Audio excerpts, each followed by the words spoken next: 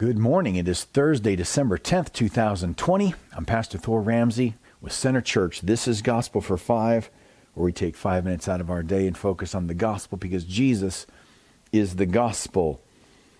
So we're in chapter 4 as we've been going through the book of Galatians daily,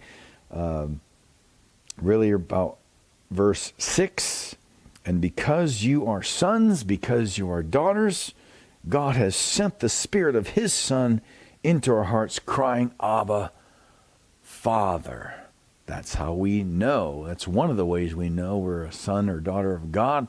The Spirit Himself testifies with our spirit that we're His children, not by any thing that we have done.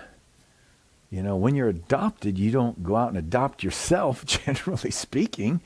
You know, even in human adoption, parents are out looking for a child to adopt. Generally, even a child who wants to be adopted doesn't go around looking for parents to get adopted. The parents come looking for the child, is generally how the system works, especially when you're young and helpless, when you're a baby.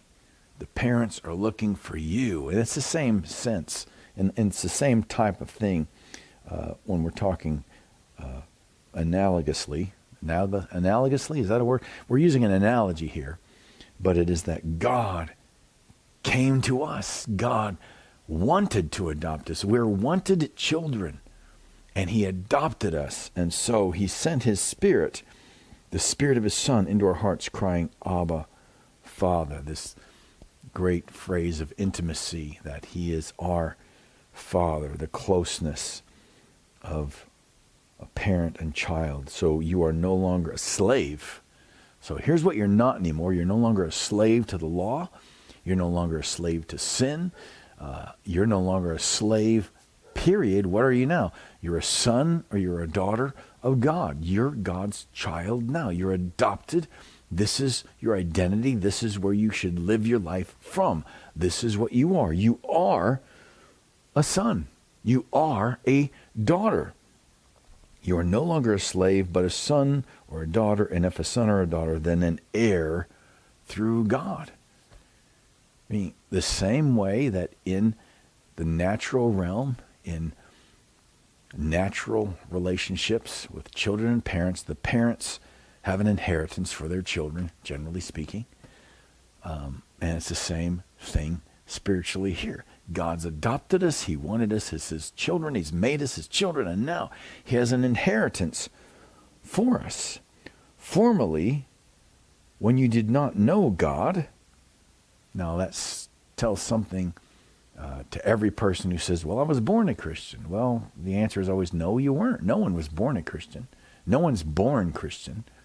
There's no such thing as being born a Christian from birth. You're born again to become a Christian, but it says formerly when you did not know God. To not know God is to not be a Christian. Formerly when you did not know God, you were enslaved to those that by nature are not God's.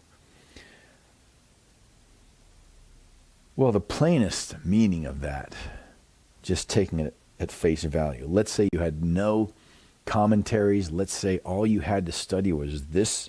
Let's say you didn't even have the rest of the New Testament. Let's say you're living in a country where the Bible is restricted, but somehow you have the letter to the Galatians.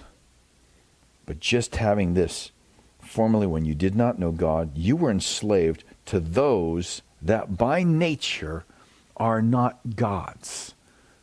In other words, you're enslaved, you're under bondage to either people or other things that you look to like a God. You're enslaved. I mean, they tell you what to do like a God, but they're not gods. The point is you can be enslaved to these things, and they are not gods, but you will give up your liberty to them as if they are gods, and that is tragic. Now, what has God said to you today? What are you going to do about it?